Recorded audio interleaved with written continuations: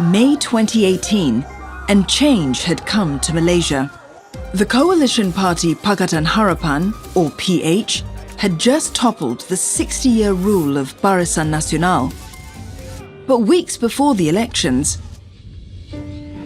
researchers halfway around the world noticed something strange on Twitter. Back in April, a Reuters journalist contacted us saying that she has noticed a malicious campaign on Twitter. We decided to look into it, and we found that there were indeed 22,000 accounts who were using two hashtags that were actively smearing the opposition coalition: Say No to PH and Defeat PH. 98% of those 22,000 accounts were bots. Bots are algorithms that carry out automated tasks, in this case, attacking Pakatan Harapan on Twitter.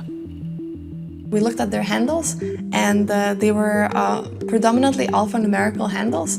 That is a dead giveaway of an algorithm running an account. Another giveaway was that they were using the exact same pattern of speech, that they had 0 followers. Social media has a bot problem. You can go and hire a Twitter bot army for just $30 by buying tools on the dark web. Just with some simple software on my computer, I can hire thousands upon thousands of accounts that can then reverberate my message and get it out. In Indonesia, there is an industry of people who run fake accounts for profit. They are called buzzers. At an undisclosed location, Iqbal, a buzzer, explains to us how it works. Dengan follower yang semakin banyak, isunya ya kemungkinan besar untuk viralnya semakin besar gitu. Untuk Twitter saya ada ratusan akun, untuk Facebook ada beberapa puluh akun. Clients pay him to promote content with these accounts. To appear authentic, these accounts will post ordinary things tailored to fit the profile's persona. Dia akan konsisten. Misalnya dia profilnya wanita, dia akan bicara isu-isu wanita. He even preempts future demand. Akun ini bicara konsisten tentang salah satu partai politik atau pendukung partai-partai politik itu. Nah, tujuannya dibikin akun ini adalah nanti memang ada klien yang hire kita sesuai dengan background si akun ini udah siap pakai gitu. Iqbal specializes in political posts, and for people like him, business is booming. An Oxford Internet Institute study shows a growing number of political parties using social media to spread falsehoods. Iqbal, however, insists his hands are clean. Hoax dan hate speech di sosial media memang sekarang udah mengkhawatirkan. Gitu. Tapi buat saya dan teman-teman, kita sih menghindari. Nonetheless, Iqbal's case shows the complexities in fighting fakes.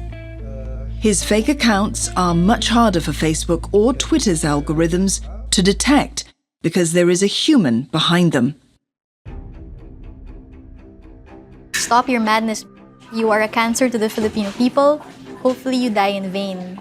Siguro baog ka, kaya kaganyan, ha ha ha. This one is one of the more visual ones. So it's me, and they wrote how far my will be shoved up in PS.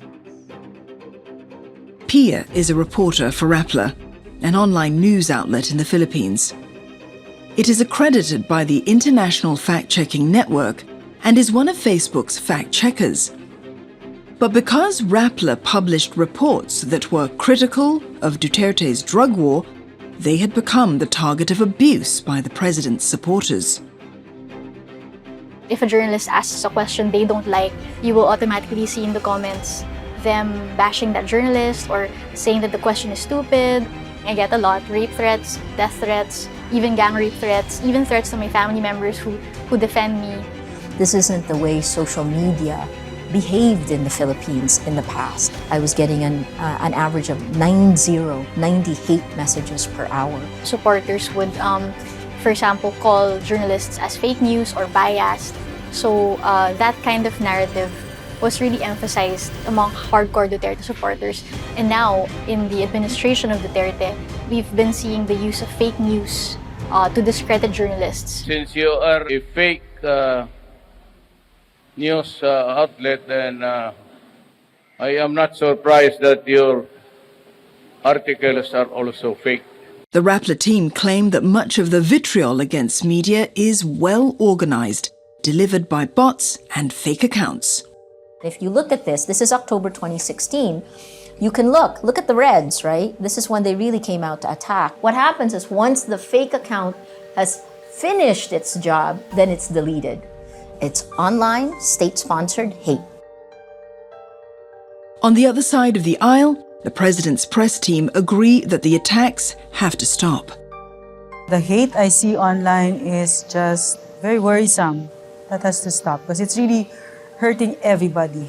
There's so much disrespect, so much hate, so much ignorance. And what you want to create is a safe and respectful and kind world that's inclusive. The perception is that mainstream media has been unfair to a president that is very popular.